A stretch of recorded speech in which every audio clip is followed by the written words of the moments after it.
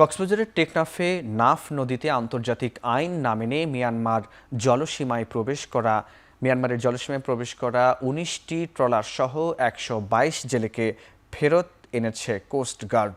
সকাল ৮টা থেকে ১১:৩০ পর্যন্ত টেকনাফ পৌরসভার জালিয়াপাড়া থেকে শাহপরীর দ্বীপ মোহনা সংলগ্ন নাফ নদীর বিভিন্ন এলাকা থেকে তাদের ফেরত আনা হয়।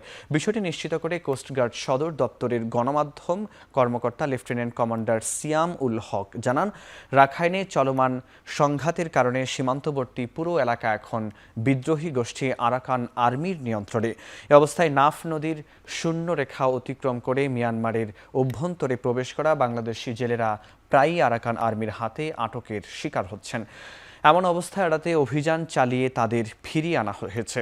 ফিরিয়ে আনা জেলে ও ট্রলার মালিকদের বিরুদ্ধে আইনি ব্যবস্থা নেওয়া হবে বলেও জানান কোস্টগার্ড।